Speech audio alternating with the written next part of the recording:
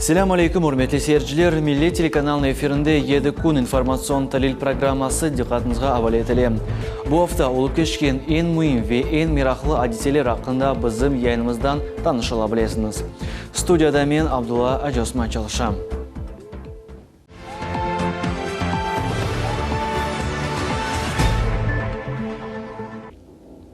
Geçenleri Amerika Qo'shma Shtatlarında saylangan prezidentinin Donald Trump'ның inaugurasiya merosimi olup geçti. Devlet başı vazifesinde en azdan 4 yıl devamında çalışacak. Bundan son tekrar saylavlar olacak ve belki de onun yolbaşçılık müddeti de 4 yılga devam ettirilecek. 45. prezidentinin inaugurasiya merosimi Kapitoliya binasında geçirildi. Bundan son Trump endi prezident olarak Beylik Dom idaresine yol aldı. Rusya'nı bu tedbirde Amerika Qo'shma Shtatlarında Rusya Federatsiyasi Fevquloddiy ve Vekaletli elchisi Sergey Kislyak taqdim etdi.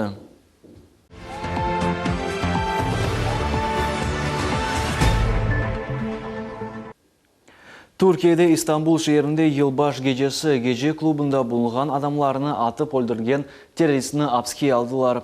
O'zbekistonda doğan Abdulgadir Masharipov habatını o'z boynuna aldı. Türkiye megapolis'te Reyna gece klubunda hücum dekabrının 31 gecesi yüz verdi. Eline avtomat algan terörist 700 adam bulunan odaga kirib, ularga qarshi ateş açtı. Türkiye'nin İçki İşler Nazirligi bergen ma'lumotlarga ko'ra 39 adam elak oldu, 69 adam yaralandı.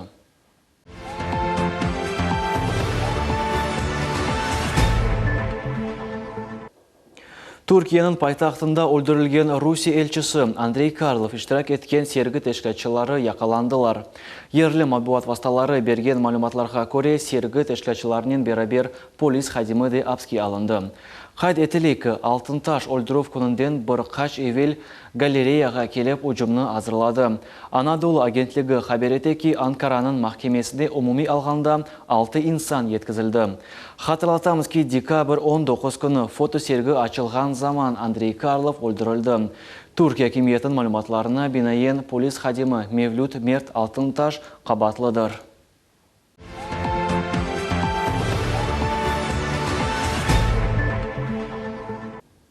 Ukrayna Yuqori Shurasının mebusi Nadezhda Savchenko'nun fikrine ko'ra Donbass Kiyev hakimiyetining nezaretini qaytarilmak için Ukrayna Qrimdan red etmek kerak. Başka tinch barishlik sever yo'l yo'q, deb saya u. Bu vaqtda mebus 112 Ukrayna telekanalının efirinde bildirdi.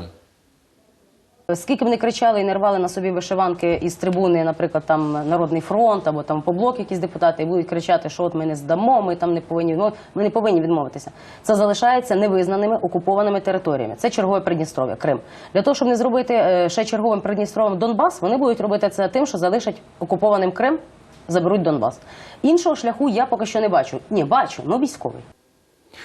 Rusya Federatsiya matbuot katibi Dmitriy Peskov Qrim Rusya territoriyasi olarak tanılması için tanınmagan cumhuriyetler rehberligini Kreml tesir etmege hazır mı yok mu degan savolga cevap bererek aytdi ki Qrim meselesi muzokara etilmey, bu Rusya regionunun statusidir.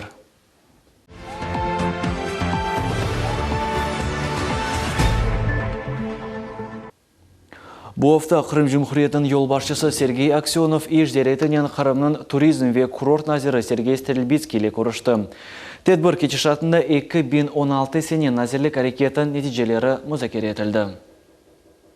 В 2016 году мы обслужили 5 миллионов 573 тысячи туристов. Это на 21% выше, чем в 2015 году.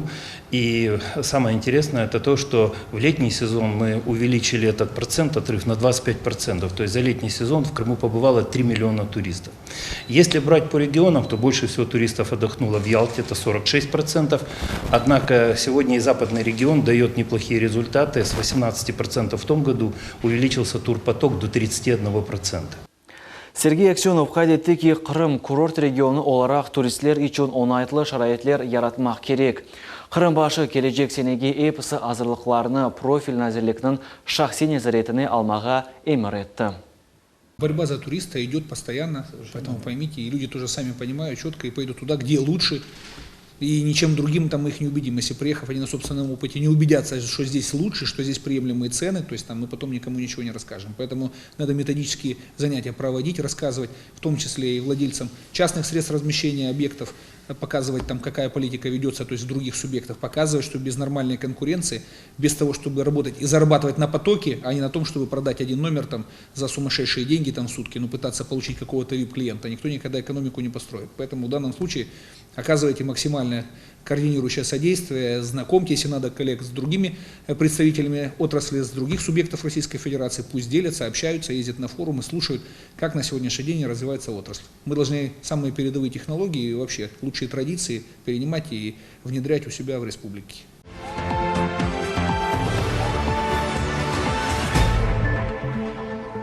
Бұл вақалардан қайры ярымадамызда да бойлы әдеселер yüz берді. 26 ел эвелсі 1991 сене январның 20-де бірінші умум Қырым референдумда Қырым әлісінің эксереті Қырым мұқтариетіні яңыдан тіклеме қарары üçün рей берділер. Айны бұл сайлав Қырым Русия Федерациясына кечіріліп еліні белгіледі. Жұмхуриет күніне бағышланған байрам кетішатында Девлет Шурасында фото сергі тақдым етілді. Мұнда 3 ел девамында олып кечкен әдеселер тасвирленді. Бұл фотоларны сейір еткенде акимет векілері ярымада Русия еркенына кечкені иле бағлы вақайларны қатырладылар. Sonra тантаналы байрам Қырым парламентінің мұшавере залында девам етті. Бұл ерде концерт программасы тешкіл олынды. Ойын ве вокал тақымлары парлақ чықышларыны тақдым еттілер. Қырымбашы Сергей Аксенов еркесіні бұл байрамнен қайырлап, қайдетті ки 1991 сенесінің умум Қырым референдумы бұл девлетіні йықмаға істеген укюмдарларының сәсетіне қаршылық көстеру бойынша халқының әрекетідір. Именно эта политика привела к крупнейшей геополитической катастрофе 20 века, к гибели и страданиям миллионов людей. Именно эта политика заложила основу для будущих конфликтов, пожар которых перекинулся и в 21 век. Январские референдумы и провозглашение республики стали отправной точкой современной крымской истории. По сути, это был первый шаг на пути возвращения Крыма в Россию. Текущий год станет решающим в реализации федеральной целевой программы социально-экономического развития Крыма и Севастополя. В этом году в рамках программы запланированы работы по проектированию и строительству 250 объектов. На эти цели предусмотрено более 54 миллиардов рублей. Многие крымские проекты выходят далеко за региональные рамки. Они по своему значению являются всероссийскими. Это Керченский мост, строители которого уже погрузили более половины от всего объема свай. Это трасса Таврида, главная транспортная артерия полуострова. Это новые электростанции в Симферопольском районе и Севастополе, которые уже в текущем году дадут первые мегаватты электроэнергии. Оз чықышында Девлет Шураның рейсі Владимир Константинов бұл күннің мұйымлігіні ве хусусиетлігіні қайдетті. Он связан со знаменательным историческим событием для Крыма, проведением первого в истории Советского Союза референдума. И его результаты стали основой восстановления крымской автономии. И по сути обозначили тот путь, который в итоге привел Крым домой в Россию. День, когда мы вступили на дорогу, приведшую нас к восстановлению исторической справедливости, важен не только для нас. Крым стал знаковым для многих политических сил, мерилом многих процессов в мировом масштабе. Ознев бетінде Женюбе федераль округта Русия Федерациясы президентінің векелетлі темсілжісінің муавина Кирилл Степанов 1991 сене кечірілген референдумны тақдыр белгіленген деп адлады. Чүнки бұл вақыт Қырым әлісі о сайлавақта білдірді. Было сделано, конечно, немало. И обеспечено достаточно устойчивое социально-экономическое развитие полуострова. Была сохранена стабильность в сфере межэтнических, межконфессиональных отношений. И, наконец, итоги крымского референдума привели вас к логическому и решающему событию, к марту 2014 года. Еще раз доказав, что искреннюю волю граждан невозможно сломить никакими политическими и экономическими методами воздействия. МДТ бір девамында девлет қызметшілері инсафлы иш ве мутехасы солғанлары үшін фахри ярлықлар ве бақшышлар иле мукафатландылар. Проект, он посвящен возрождению культуры и искусства нашего народа. После возвращения нашего народа в Крым мы полностью взялись за это дело и стараемся показать культуру, искусство нашего народа не только Крыму и за пределами Крыма. И вот ежегодно к дню депортации 18 мая мы делаем выставки. Мюзикл «Дубровский» был удостоен государственной премии. Я танцевал сольные номера в этом мюзикле. Эпсы субъектлерде олғаны кыбы Қырымның өз темсаллері бар. Бу байрақ, герб ве гимн. Алимия Кайбулаева, Дмитрий Низовой, Миллет Ичун.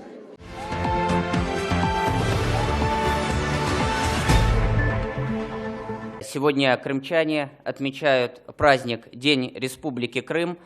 Это действительно знаковое и важное событие, потому что последние 2 года крымчане отмечают, находясь в составе великой страны, в составе России. И это особое звучание, это не просто праздник, это событие, которое выражается как торжество народной воли. Действительно,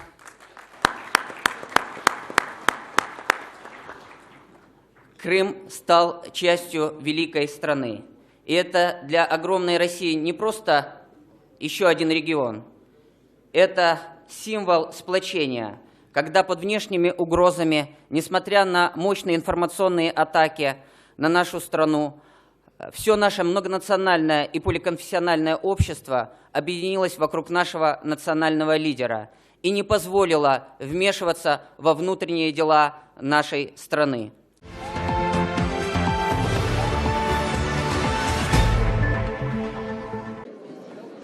Бүгін ярмадамызда Қырым Жұмхуриетінің күні қайдетілі. Бұл себептен Еді Қою район мемориетінде байрам өйті үкім сүре. Анда акимет векілері, кой шурасының рейслері ве ерлі сакинлер топландылар. Еді Қою районы үшін бұл күн пек мұйым oldu. 6 Қырым татар айлесі яны евлерінің сайыплері олдылар. Сонки сефер евлер сатын алмасына паралар 10 ел евелсі айрылған еді. Бұл елі есе Еді Қою районына 10 миллион рублей берілді. Бұл сермияларға реабилитация етілген гражданлар үшін мескен сатын алмақ керек. В рамках выделенной субвенции нами было приобретено 6 объектов недвижимости, 3 квартиры в общем фонде, также 1 квартира на земле и частный дом. Эта работа была проделана начиная с середины 2016 года, с момента выделения субвенции из республики в наш районный бюджет. В 2017 году очень надеемся, что также будет выделена субвенция, проработаны и осуществлены мероприятия по формированию сводного списка. Есть граждане, которые нуждаются в обеспечении жильем. Тедбір кече шатында бақытлы инсанларға квартираларының анақтарлары берілді. Оларының сатын алуы ile Еді Қою районының мемориет векілері ұғыраштылар. Тамам олар бірінші невбетте мескенде мұқтач олғанлары белгіледілер. Бір анақтарнен берабер мескенін весихалар топламы берілі. Шадие Исмаилова квартира алмақ невбетінде 17 ел тұрды. Енді атта мұзбет жевап олыр деп үміт етмейді. Ләкин бүгін енді қадын оз евіне көчті. Ярам шығырды 20 жылдан бері шында тұрамыз өшірейте. Сау болсынар. Комитет и совет маға Россия и берді, Алла шүкір. Ярам алам. 3 жылдан бұл жылға көп бекледім. Яны квартираларда яшымақ үшін епісі шырайтлер бар. 87 яшлы Шадие ханумның қызы оз яны евлерінде экскурсия кечірді. Бабушка стояла у нас с 2000 года по программе реабилитации крымских татар. И вот в этом году осуществилась ее мечта. Она получила квартиру благодаря Госкомнатсу, благодаря нашему комитету ленинскому, по совету, всем. Мы вообще благодарны, конечно. Тут есть свет, газ, центральное отопление, участочек небольшой, огородик можно сделать. Ну и ремонт надо, конечно, косметический сделать обязательно. Ванна, туалет, все условия есть, все в доме. Квартиралар алғанлар арасында Кадыровлар Қурантасы да бар. Айле чоқ вақыттан белі яны мескенде мұқтач еді. Кадыровлардың қызлары сақат, о араба ярдымынен юре. Оның үшін Қурантаға көйнің мерkezінде невбетсіз ев берілді. Бұл кеніш екі удалы ев, мұнда епісі шарайтлер бар. Огромное большое спасибо всем. Отдельное спасибо Рустему Шахрудиновичу, что посодействовал помощи для получения нам этой квартиры. Я очень-очень благодарна всем, кто был замешан в этом. Условия отличные, очень. И санузел, и тепло. Все очень прекрасно, очень хорошо. Вода есть, свет. Все для моей дочери, что ей нужно. все здесь у нас есть. Дельфуза Кадырова есе бұл күнні өмір бойы ұнытмайжақ. Бүгін о бірден үч байрам қайдеті. Жұмхуриет күні, Мескен Алуф күні ве оның 13-ші доған күні. Этого сколько ждала. Я очень рада. Я сама, у меня сейчас слезы потекут от радости. Совпадение на мой день рождения. Я даже не ожидала такого. Хатырлатамыз, Мескен Айрылуф программасы Русия президенті Владимир Путиннің сүргін етілген халқларын реабилитациясы ақында эмірі черчевесінде өмірге кечіріле. 2,5 ел девамында Қырымда яжыған 400-ден зияде айлелер оз Мескеннің сайплері олдылар. Абдулла Джосман, Султания Меджид, Ибраим Ганиев, Миллет үшін.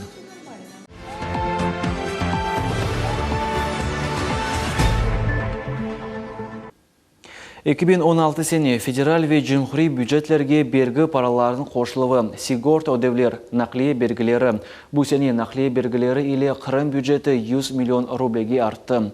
Бұл вақытта Ахмеджите матбуат конференция кечішатында Қырым жымхриет бойынша Русия Федерациясын федераль бергі қызметі идариясын елбашчысы Роман Наздрачев сөз көрсетті. Нақлие бергісі бойынша умумен 180 миллион рубле топланды. Ама нәтижеви бергі төлеві бойынша Жұмхуриет бюджетіне 155,5 миллион рубле кечірілді. 200 бинге яқын инсан 2016 сенесі яңы бергіні төлеп башладылар. Олардан 80% төлев бойынша мечбуриетні өдеділер. Шымды бергі қызметі оғынде боржылы олған айдавжыларға весиқалар еланылмасы девам ете.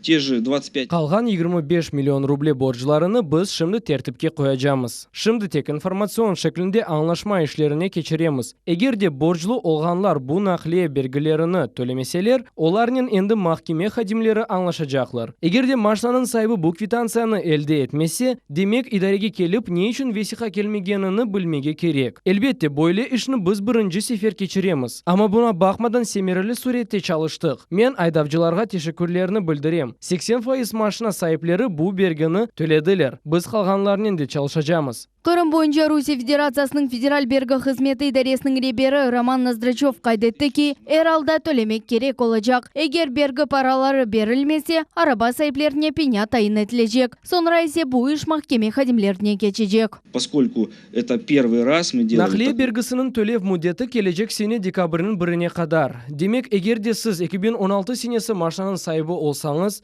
сізге 2017 сенесінің декабрінің 1 күніне қадар бұл төлевні бермеге керек.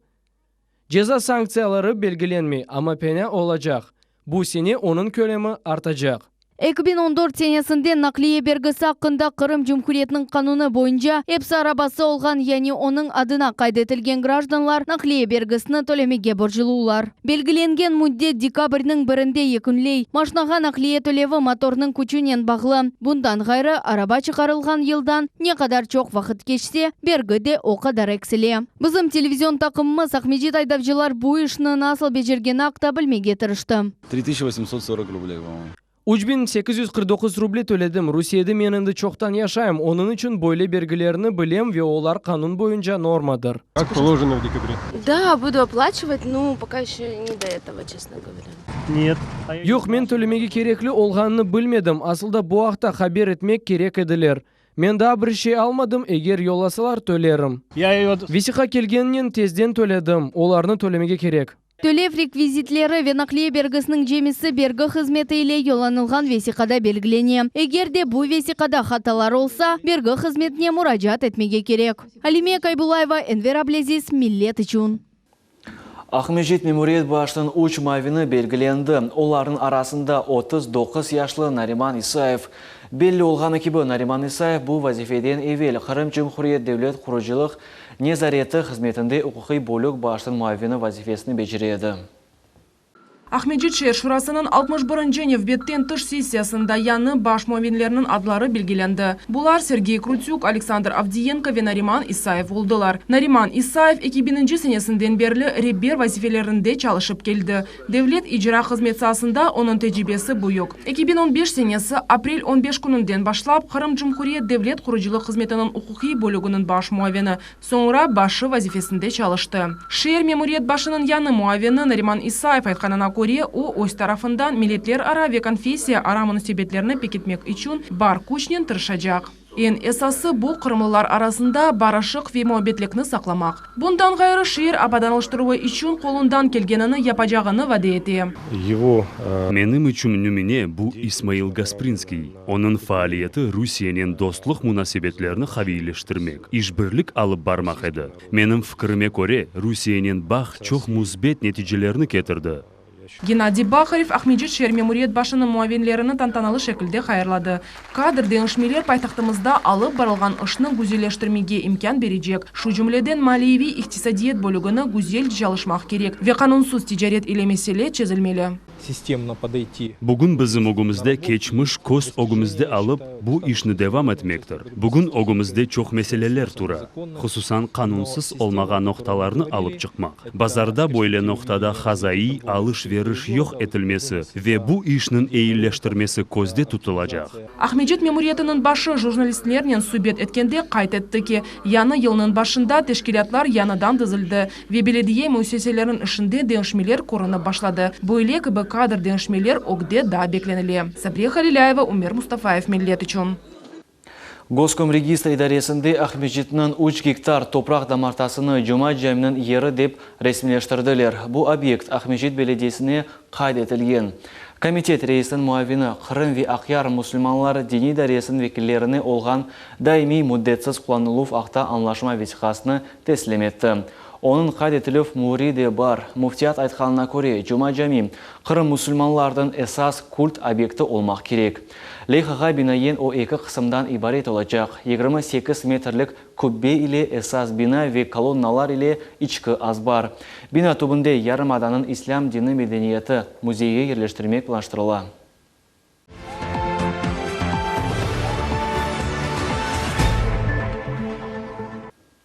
Қырым Татар Милли телеканал инкишаф етмесі ана тілінде яны программалар яратылу ғайелері ве Ватан Седасы адлы радиостанциясын ачылығы ақта телеяйынлав ве радио яйынлав бойынша Жима шурасының планлаштырылған мушавересінде музакире етілді. Мушавереде Жемат Шура азалары Қырым Татар Милли телеканалының инкишаф етілігі бойынша оз теклиф етевселері ile пайлаштылар. Информацион вегленже программаларға бұ югдыққа тайрылды. Бұнен берабер топланғанлар яңы программалар яратмаға керек олғанны қайдетелер. Mesela бұ Қырым шерлері векөлерінің тарихы медениет ақында тариф еткен лейхалар ола біле. Ама шымды телеканалның esas вазифесі Қырым Татар тіліні yüksek seviyede тақдым етмек. Алы баржыларының нутуклары доғры олмасы үшін Шура азалары тіл мутехасысларына желп етмеге, әмде Қырым татар тілінде программаларының сайысыны артырмаға керек олғанны қайдетелер. Бірінші меселе Қырым татар тілінде yayınların çoğlaştırmak. Олар артмақ керектер, çünkü milli kanal ana тілінде laf etmek gerek, zedece. Elbette yardım gerek, mutehasıslar gerek, onu biz muzakere ettik. İkinci mesele, hadimlerin ana tilin seviyesi. Bizler endi үлкен yaşlı adamlar bazda hatalarını eşitemiz, göremiz. Elbette şimdi ne yapmak gerek? Onda bir yolların tek tenkit, tek teklif değil. Biz iştirak etip hocaların bu işe celp edecekmiz, davet edecekmiz. Hepimiz beraber koşulup milli kanalımızı ostırmak gerekmiz. Evet, yani bir yayınlar yapmak gerek. Bizde buna edebiyat hakkında, milli medeniyet hakkında yayınlar yetişmiyor ana tilinde. Onlar nasıl etip yapmaya, kimlerini celp etmeye mümkün deyip, onu da muzakere ettik. Bu sualler muzakere etiluvde Rusiya Federatsiyasi prezidenti ogunda teşkil olungan milletler ara münasebetleri boyunca Şura azası İnkişaf Cemaat Teşkilatının reisi Eskender Bilalov da iştirak etti. O haber etti ki yakın vakitte Kırım Tatar halkı için milli telekanaldan gayrı radyo yayınlap başlayacak ve ana tilinde programmalar yangıracak.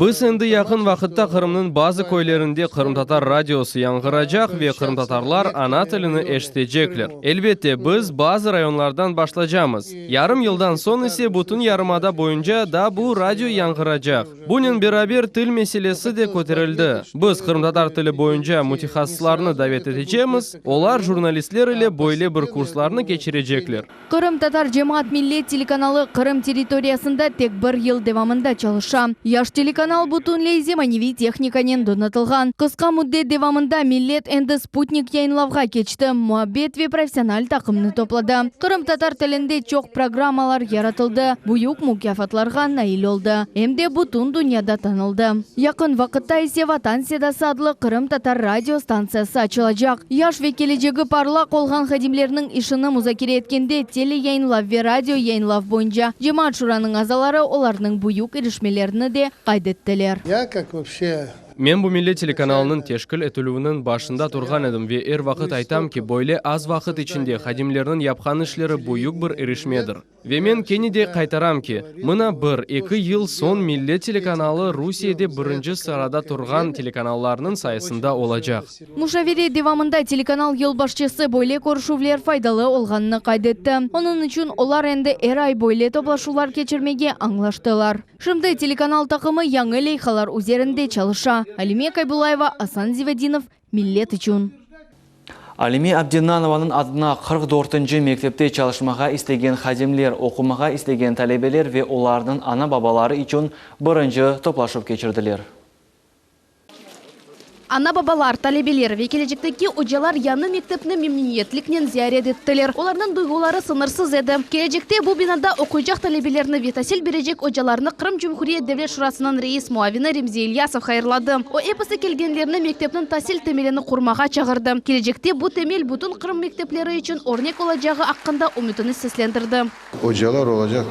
Оған ожалар мен білсем темелі өзін іштейшін білген яшы бір практика, опыт дегенден олуш керек. Чүнки бұл мектебні ең яқшы мектеп деп айттылар Қырымда, ең оснащение барун дегенден.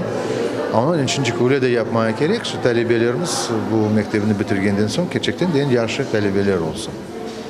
Екіншіден мен çıkışta da ayттым, мектебini көтерген bir adam müdür hocalar olmaz. Men bilesem mektebini көтерген halk olacak. Eğer de halkımız gerçekten de yanaşıp işte beraberleşip bu mektebini dikkat etip de toldursa ve bütün işte kayda ne gerek olsa o'zun hisselerini koşsa, men bilesem mektep muhiti de olur, milli muhiti olur.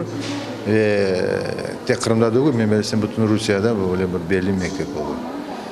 Зарема Меметова Крым федераль университетini бітірді. Тасил бойынша орухиятчы, яғни психолог тәжірибе де бар. Умедетеки яны мектепте ожақа билетлеріні яқшы севеде көстермек үшін имкан olur. Я работала в тенниста. Мен тенниста мектебінде рухиятчы оларақ çalıştым. Мұнда рухиятчы оларақ çalışмаға пек істер едім.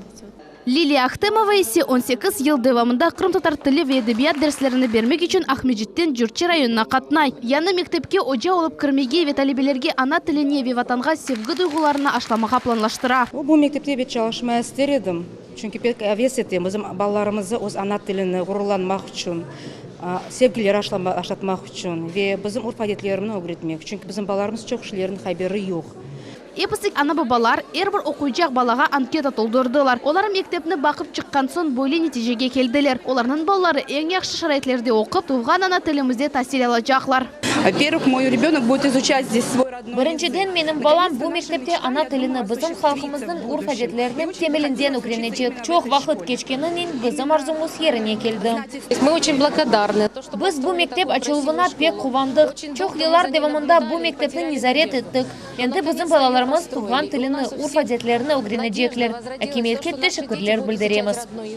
Келечекте бұл мектепте оқуйжақ балаларының көздерінде буюк қуанч көріне. Олар мектепні бақып шыққан сон, атта мектептің бала мейданында ойнамаға вақыт таптылар.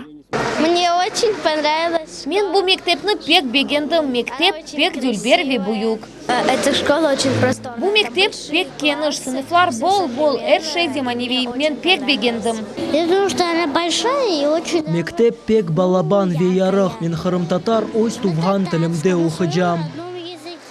Мектеп мудиры Элеонора Акимова білдірді кешімдікі вақытта ожалардан резюмелер ве ана бабалардан анкеталар қабул етілуі девам ете. Ожаларының яны тақымы бұл сене август айында белі олacak. Талебелерден есе бірінші невбетте Бурчоқрақ районында яшаған балалар қабул етілежек. Родители когда будут Ана бабалар аризаларны язганда балалар насыл тілде оқучакларны білдірмеге кереклер. Бірінші невбетте бұр чухра қасабасында яшаған балалар қабыл етілежек. Соқақлар енді белли мектептің вестибулінде асылған. Яны мектепте бірінші чан башқа мектеплерде олғаны кебі бұсене сентябрның бірісінде яңғырajak. Мектепте Крым-татар вирус тіллерінде бенге яқын талебелер тәсіл ала білежек. Қатырлатамыз, 44-ші мектеп Крым-татар истихбаратчысы Руся Қараманы Алиме Абдынанованың адыны ташыйжак. Султания Сидакаева, Аким Бекиров, Дамир Якубов, Миллет Чун.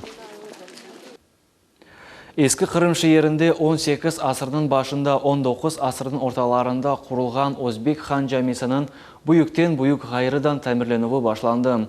Ишлер енді 3 афта девам етен. Оларны Санкт-Петербургтан объект незаретчілері кечірейлер. Мұқаддес ерні бізді мұхберіміз Сабрие Халилаева да зәрет етті. Бұл Қырымның ең қадими жәмелерінден бірідір. Мұқаддес ер да 1314 сенесі Узбек қанын девірінде құрылды. Шымдықы вақытта жәми реставрацион ішлерге мұқтач. Вешу себептен федераль программа бойынша мұнда тамир ішлер башланылды. Бүгінгі күнге техники вазифеті зілді, тетхиқақлар ве араштырма ішлер кечірілді. Лейха ішлеп чықарылды, ве муилифлер оны незарет етелер. Русия баш назиры Дмитрий Медведевнің эмірі бойынша хан Өзбек жамисының ве медресінің реставрацион ішлеріне тахминин 36 миллион рубле айырылды. Муилифлер или незарет етугінің азасы Сергей Сериковның сөзлеріне көре шымды ішлерін бірінжен евбеті үстінден чалышалар. Кераметнің түбінде төшілген шейіні денгіштірмек керек. Черепица – это на самом деле природа. Мында керамет ішлетіле. Базы сойларны қалдырамыз. Сынық сойлары дамның реконструкциясына қошылмай. Ләкин біз кераметнің түбінде төшелген донатмалар ескіргені себебінден оны деңіштірежекміз. Бұндан да ғайры таван тәмірленуі назарда тұтыла. Ләкин эсас иншаатлардан бірі бұл жәмінің мейданында ерлешкен медреседір. Ұсталар медресенің қазайы алда болынған қылымтыларыны йоқ етежеклер, консервация етежеклер ве ава айрарите тесірінден қорчаламақ үшін иншаат құрajaqlar. Все эти камни, которые вы видите. Көргеніңіз кібі біздің янымызда ташлар болынмақта. Біз керек олған сойларыны бергілейміз. Оларны не ерден алсақ, шу ерге де кені де қайтарajamыз. И для каждого камня есть свое место на этом объекте. Ну, на этом строении. Сергей Сериков қайтетті ки жами ве медресе сақламақ үшін тамир ішлеріні тамам шынды бежермек керек. Бұның үшін шарайетлер де бар. Объектте он инсан чалышмақта. Бір қач ай девамында ішлер егінленежек. Сергей Сериков білдіргеніне көре меморий комплексда 18-ші асырда құрылды. Ве бүгінгі күнге қадар тарихчи алимлерінің ве саясен мерақланған инсанларының диққатыны желіп етмекте. Қырым-татар қалқы үшін исе бұл ер мұқаддес деп сайыла. Ғайрыдан тамирның ярдымынен жаминің омыры 150-200 жылға артажақ. Девлет акиметі сайтында хабер етілгеніне көре Қырым ве Ақярда 220 объектны медени деп саймақ мүмкін. Олар федераль эмиет ташыйлар. Шымды Бақчысарайда Хансарай, Кезлевде Текие Дервиш, Ялтада Қарылғачлар ювасы ве Алупкада Воронцов сарайы ве дигер объектлерде ишлер алып барыла. Сабрия Халилаева, Алишер Алимов, Али Сидометов, Миллет үшін. Мамақ көнде яңылға оғраған Асановлар айлесінің еві тікленілмесі үшін тезден құржылық ішлері башыланacak. 2010 сенесі декабрь 29 гечесінде айледе фажия yüz берді. Яны ел арфесінде Асановлар евсіз қалдылар. Олардың еві бүтінлей яна бітті. Ев сайыплері құртарылдылар. Бізді мұхбиріміз Алиме Кайбулаева бұл вақы yüz берген ерден тәсәтларнен пайлашы. Янгындан соң Ленура ве Нариман Асановлар айлесі екі күчік балаларынан yolda қалдылар. Ама первасыз қалмаған инсанларның ярдымынан айле бүгін яваш-яваш аяққа тұрып башлай. Айле башы Нариман Асанов әркеске ярдым еткенлері үшін өз тешекүрлеріні білдіре. Бұл фажияны қатырлап, әршей ажилеве бірден олғаныны қайдете. Купил уголь. Көмір сатып алдым, яқтым. Sonra ise епісі біздің құрыжылық мақсатларымыз пенопластан yapılған ве олар епісі иріп тамаға башлады. Ве нәтиже янгынға çevirildi. Балаларны шифаханеге yolladılar. Herkesге çok sağ olun айтмаға isteyim. Yardım ettiler. Первасыз қалмадылар. Янгын yüz берген вақыт Сарыбаш 20 адресі бойынша ерлешкен евде Асановларның бұтын айлесі бар еді. Екі бұйық адам ве екі бала. Ев сайыбы Нариман Асанов еркесін айлевден жықарды. Ама яралар да олды. Кенже оғланчықтан ғайры еркес янгындан зарар көрді. Мына bu yerде балабан пенжере бар еді. Бұл ерден мен бұйық оғлымны шығардым. О оливге қаршы чапты. Мен тезден өзіме чекіп шығардым. Кішігіні есе қапыдан шығардым. Азбарда өмір арқадашым тура еді. Мен ona қаршы баланы итедім. Бұйық сойы яраланды. Беті, бурны, құлағы ве қолы күйді. Қадынымның үстіне пластмаса тамды ве менім де бір қач ерім күйді.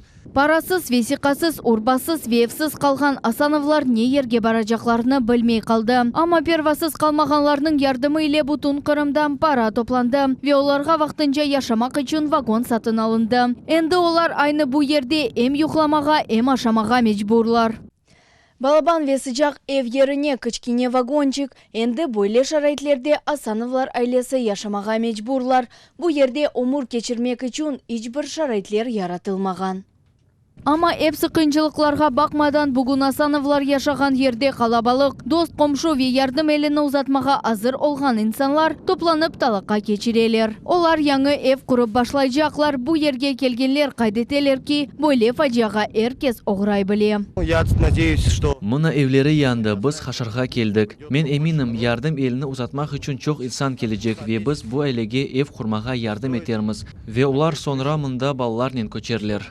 Бұ айлеге Ақмежит район мемуриеті де бұйық ярдым көстерді. Оларның қол тұтывы иле құрыжылық мақсулатлар кетірілді. Спонсор да тапылды. Балалар есе шифаханеге йоланылды. Құрыжылық ішлері ава қызған сон башланacak. Біз Ақмежит район мемуриетіне мұражат еттік. Айны Руслан Якубовға. О тезден бұл вазиетті незаретіне алып ярдым көстерді. Бұ ерге құрыжылық ве ев диварлары көтермек үшін керекли мақсулатлар енді кетірілді. Да епсі керекли құрыжылық мақсулатларыны район мемуриеті бежірежек. Шымдықы вақытқа Асановларның экі баласы Кезлев шерінің жифаханесінде болуна. Омур арқадашы есе весиқаларны яңыдан алмақнен оғраша. Эвнің құрыжылығы бір ярым айдан сон екінленілмесі планлаштырыла. Венді барде Асановлар яңы евге көчежеклер. Миллет телеканалы есе бұл вақияны оз незареті алтында тұтажақ ве эпсі тәфсилатлар ақында тариф етежек. Алиме Кайбулаева, Эдем Исмаилов, Миллет үшін.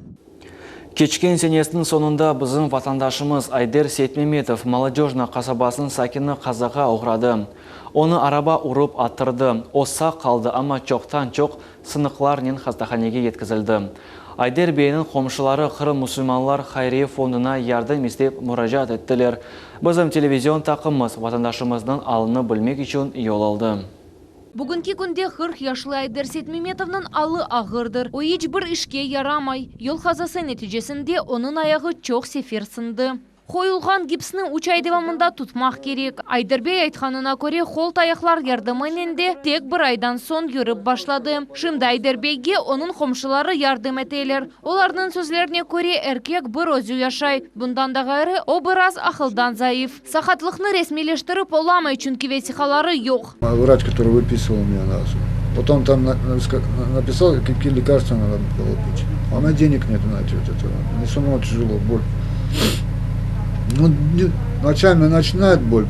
Я не могу нас развернуть и не знаю, что туда сделать, ровно лечь. Паспорт есть, только снился нет, и этой страховки нет. А так паспорт лежит у меня на России, это российский паспорт получил. А так тяжело мне сложно. Я не знаю, что будет дальше у меня нас. Родителей нету, на матери, мать умерла. Брат умер тоже на. Эр күн қомшылар келіп, ал қатыра сорайлер, аш сув кетірелер. Айдер бей тезже аяқа тұрмаға пекістей оумүтетте ки первасыз инсанлар она ярдым етерлер ве белада қалдырмазлар. Люди приходят, помогают мне чуть-чуть. То сосед придет, то второй сосед приходит. Мне по-любому надо лекарства пить. Без лекарств мне тяжело. Ну, таблетки надо какие-то. Укол не получится мне сделать. Не только таблетки надо пить.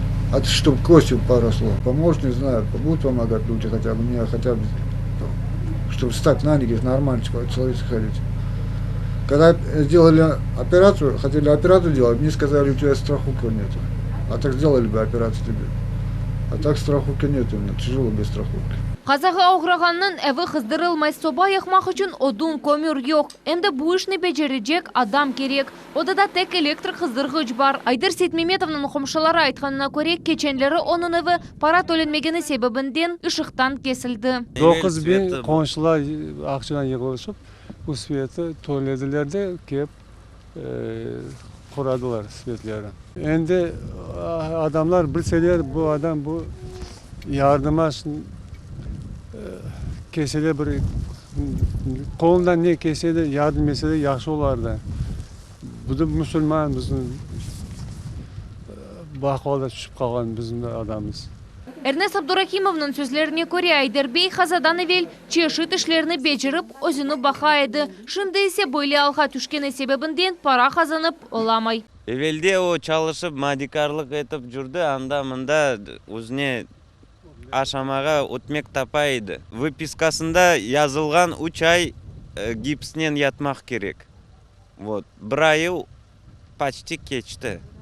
Ayının sonunda bir ay olacak. Ta 2 ay oğa yatmak gerek. Aş su aşamak gerek, içmek gerek. Men bilmiyorum, o скорый помощь kelip doktor karamak gerek. Çünkü anda yazılgan ukollar etilmek gerek edi. Ta bir şey karalganı yok o şeyler. Oğa tek aşamak içmek gerek mi? Oğa ta медицинский yardım gerek oğa. Doktorlar gerek. Kırım Müslümanlar Hayriye Fondu'nun kuratorı Ruslan Велиуллаев ayta ki bu insanın komşuları yardım istep müracaat ettiler. Благотворительный фонд мусульман Крыма обратились соседи, близкие Айдер Ситмеметова Айдера с просьбой оказать ему благотворительную помощь там, для покупки питания, оплаты электричества. И как бы приехали, посмотрели его состояние, разместили в группе репост о нем. И как бы сейчас вот приехали опять-таки проведать его и оказать некоторую материальную помощь. Айдар Ситмеметов bizim yardımımızga muhtaç, yardım göstermege istegenler Kırım Müslüman Hayriye Fondu'na müracaat edebilirler. Bundan gayrı yerli tükende yakşılık kutusu yerleşi, bir insan anda os yardımını kaldırabilir. Paralarını Kırım Müslümanlar Fondu'nun rekvizitleri boyunca yollayabilirsiniz. Safiye Şukurova, Akim Bekirov, Millet üçün. Çöplük yok etuf meselesi Ahmici şehrinde hala da çözülmey. Bispalova sokağında çöplük bakları yok. Sakinler bu sebepten açıklanalar. Bu hafta bizim Nevbedeki levhamız. Ahmedjet'nin Bispalova sokağında yaşayan sakinler endi bir haftadan beri çöplüklerini hayda taşlamağa bilmeyler. Birisileri 1 kilometr mesafede yani Gonçarova sokağında yerleşken çöplük baklarına taşıylar. Başka sakinler cemiyet azbarlarının ortasında ya da yol kenarında kaldıralar. Bu yerde konteynerler olmağının sebebinden çöplük meselesi peyda oldu. Sakinlerge çöplük taşlamağa yer yok. Konteynerlerini alıp kettiler. Yaşı kartımında çöplükni ata. Men Marino tarafına çöplüklerini alıp ketem. Kartlar için 1 kilometr mesafe geçmek için kolay değil. Neticede mında çöplükte oturamız. Çöplük obaları yerde mında hem aşayt mahsulatları hem de kuruculuk çöplüğü var. Sakinler aytalar ki yaşlar çöplükni gerekli yerge taşlamağında olarga bir şey aytsan yaşlar sögüneler. Geçenleri mında konteynerler var edi. Herkes onlarını dolduraydı. Şimdi sakinleri kayda isteyler, anda da atalar çöplüklerini. Bir şey desen sögüneler. Men özüm Gonçarova sokağında yerleşken baklarga kezine çöplükni alıp ketem. Bir hafta evvel Yaltinskaya ve Bispalova sokaklarında baklarını alıp kettiler. Yerine başkalarını koymadılar. Sakinler çöplükni çuval içine toplap çıkardı ama onu bir kimse alıp ketmey. Endi kimge müracaat etmege bilmeymiz. Bispalova sokağının sakinleri meskin kommunal hocalıqның acele bağa müracaatın bulundular. Ama neticesiz. Sakinlerden gayrı tükenlerin hadimleri de bu yerlerde çöplük atalar. Bunda yerleşken moyka tükenlar aynı bu tüken öz çöplüklerini öz yanında toplay. Maşinalar keçip olamay. Çünkü bütün yol çöplükке bata. Bu komşu evi damını dönüştürgende kalgan çöplükni mında getirip taşladılar. Yel köpekler mında öz işini yapalar. Azbarga keçit pektar. Acele yardım keçip olamay. Bir kimseni bu mesele rahatsızlamay. Aynı böyle vaziyet bütün Ahmedjet boyunca görmek mümkün. Bunun beraber sakinler ay çöplük çıkarıldığı için para tölegenlerini bildiriyorlar. Safiye Şukurova, Akim Bekirov, Millet üçün. Keçken sene oktyabr ayında Kefe trassasında dehşetli kaza Keşfedinovlar ailesi için belaga çevrildi. Хорanta başı ve onun 11 arkadaşı alıngan yaralar neticesinde elak oldular. İki çağına yetmegen kızları ise çok sınıklarla hastahaneye uğradılar. 8 yaşındaki Emine'nin alı 3 ay devam etken tedavilenuvundan son bir joruk olayata. Küçük kız kardeşi ise Moskvada opallı ameliyatga muhtaç. Qaza Kefe yolunda yüz berdi. Kishvedinovlar Qorantası 7 Quyu rayonunda yaşagan soy soplarına musafirlikке barıp, andan qayta ediler. Kızçıklarının ana babasını kurtarıp olamadılar. Tatar kardeş oktyabr ayından beri Cumhuri Bala Klinik hastahanesinde bulunmakta. 3 yaşındaki Feride yaşayış ve ölüm arasında olgan idi. Onun baş kemik mi yaraları var idi. Kızçıkның başına ameliyat geçirdiler. После реанимации находится у нас в психоневрологическом отделении. Состояние тяжелое. Ребенок постепенно выходит из состояния комы. Сейчас уже она в акинетическом аутизме, то есть ребенок самостоятельно открывает глаза, она фиксируется на предметах. Вот. Она сосредотачивается на звуках, но тем не менее больше никакой симптоматики нет. Основное питание идет через зонд.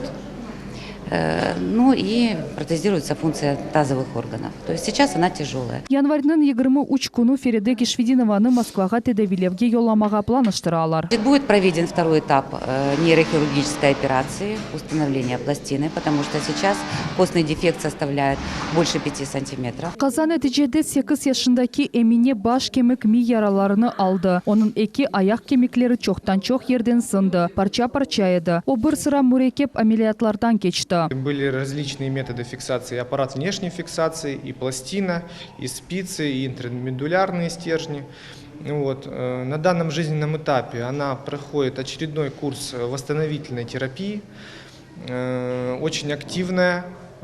Планируется снятие аппарата внешней фиксации и вертикализация больной. Она очень стремится к этому, очень позитивная. Ameliyattan son Emine Kennedy yürmege başlayacak, lakin başından kol tayaklar gerek olacak. Hekimler aytganına göre bir yıldan son Emine'nin ayağına kaldırılgan demirler çıkarılacak. Tata kardeş Kishvedinovlarның yanında er vakit soy sopları bulunmakta. Feride'nin bitası, Emine'nin ise alası buluna. Девочки, конечно, нуждаются. Kızçıklar hem moral hem de maddi yardımga muhtaçlar. Onlar ana babasız kaldılar. Tek bir bitası var. Onun başka tayançı yok. O tul kadın ve nefahacım. Elbette hepimiz yardım etmeye tırışamız. Lakin bilgeniniz gibi ilaçlar pahalı. Küçük Feride Kishvedinova Moskvada acele geçirilecek ve pahalı ameliyatga muhtaç. Kızçıklarının soy sopları olarga maddi yardım etmege istegen insanlarga muracatda bulunalar. RNKB bankanın hesap numarası böyle: 22 00 02 01 05 77 25 54. Tafsilatlı malumatны ekranlarda yazılgan telefon numaralары yardımıyla ala bilersiniz. Ayşe Şulakova, Alisher Alimov, Millet üçün. Ахмежитның Хош-Келті микрорайонында Умер Ипчи adına sokak çamur içinde bata. Yağmur suları akızılmak için kanalizasiya olmağаны sebebinden deşetli yağmurlardan son yol töpeden tekülgen suv ile tola. Keçken senenin noyabr ayında vatandaşlarımızın müracaatlarından son bizim televizyon takımız bu yerde bulungan edi. Lakin mesele şimdi gece çözülmegen kalan. Умер Ипчи adını taşıgan sokakta yağmur suları akızılmak için kanalizasiya olmağını sebebinden yakın 30 yıldan beri dehşetli yağmurlardan son yol yuvula, bostanlar ve mağazlarını su bassa. Bu sokakta yaşagan sakinler evler yıkıla, maşinalar çürüy ve mağazlarda aşağıt mahsulatlar bozula dep şikayet eteler. Yollarının büyük çukurlarını olar kuruculuk çöplüğü ile dolduralar. Eğer de bir kimse için gölçükni aylanıp geçmek kolay ola, nefahacılar ve bala kalyaskaları için bu gerçekten de ağır maniyadır.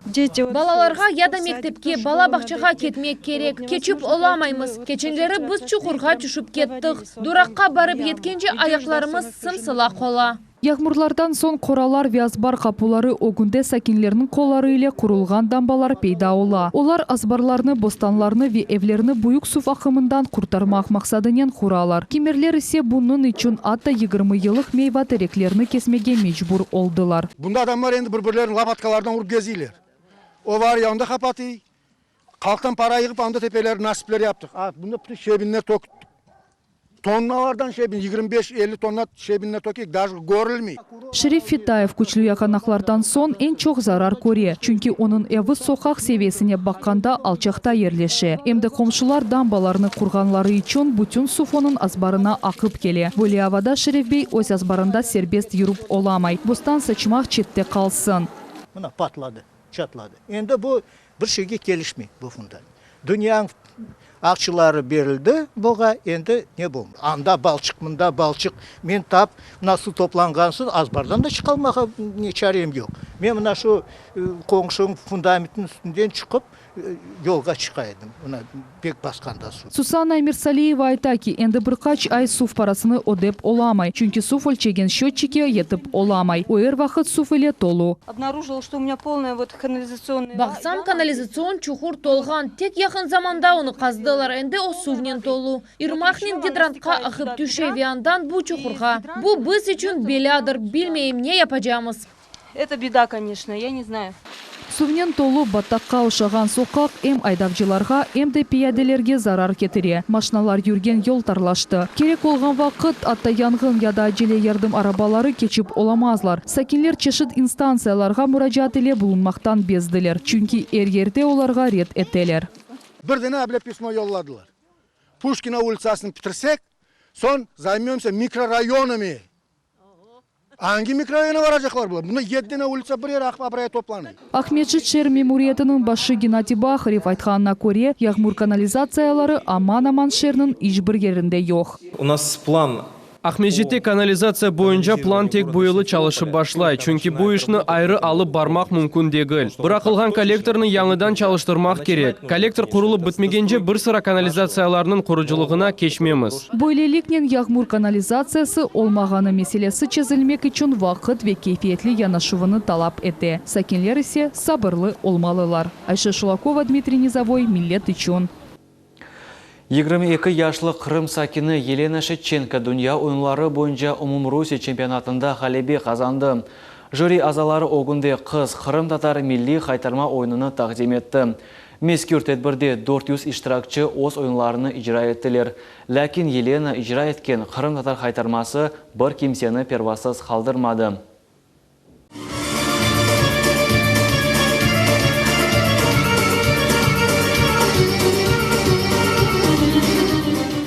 Tamam bu çıkış çempionatının seyircilerini, jüri azalarını ve diğer iştirakçılarını meraklandırdı. Hepsi toplanğalarını ayrıca kaldırdı. Елена айтқанына көре чемпионатта iştirak etmek için Asilet Бақчысарай қайтармасыны seçti.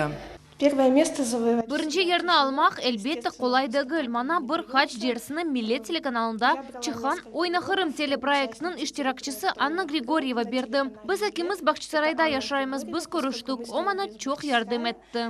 Kırım Tatar medeniyetinin sonki vakitlari meraklanıp başladım, dey Елена. Kırım Tatar milli urbaları hakkında kız ayrıca duygulu sözler ayta.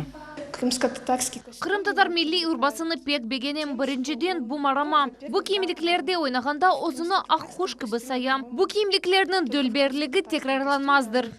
Елена Dünya Kupının sahibi, o şarhi oyunlar boyunca Kırım ve Ukrayna'nın 2 defa çempiyonu. 2015 sene ona en güzel reyting oyuncusu unvanı verildi. 22 yaşında kız oyun mektebinin rehberi olan Mısır, Hint, Farsi halk oyunlarını hem de zarif şarhi oyunlar oynamakını öğretti.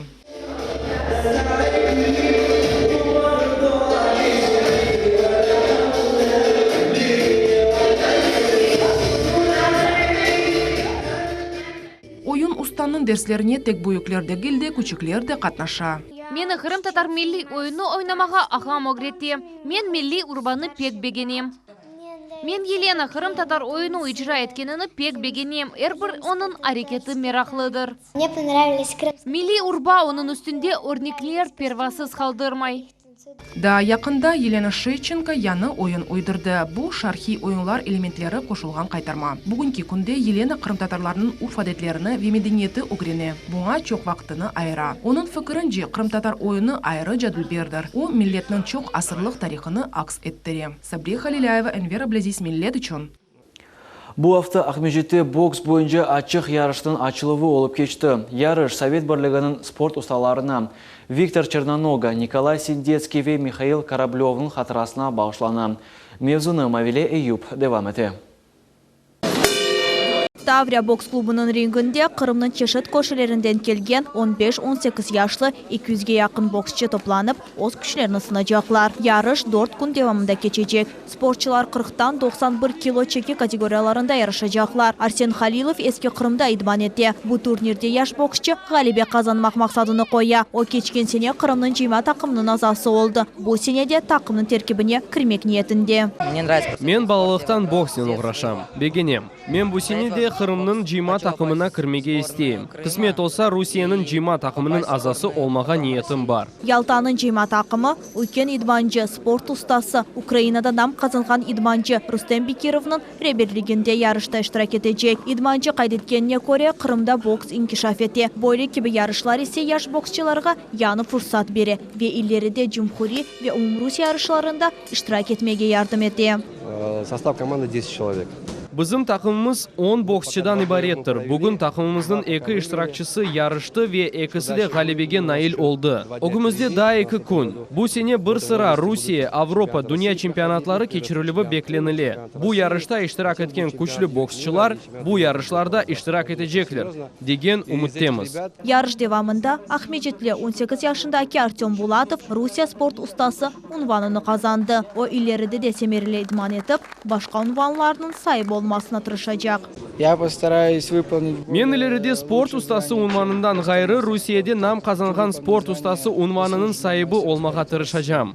Teşkilatçılar bildirgenlerine göre yaş boksçılarının sayısı yıl-yıldan artta. Demek bu idmanlar doğru alıp barılganını tasdiqlay. Симферопольцы, которые сегодня победят, это... Bu yarışta galibe kazangan Ahmedjetliler şehir cima takımının terkibine girecekler. Ahmedjet'ten olmagan galipler ise Kırım'ın yarışlarında da iştirak edecekler. Bu yarış mühim dep sayam çünkü en güçlü boksçılar Kırım'ın cima takımının azası olabilirler. Yanvarın 21 günü yarışının finali olması beklenili. 50 boksçı medaller ile takdirlenecekler. Bu yarış neticesinde Ahmedjet'in cima takımı teşkil olunacak. Mavile Eyüp, Edem İsmailov, Magomed Nestorov, millet için.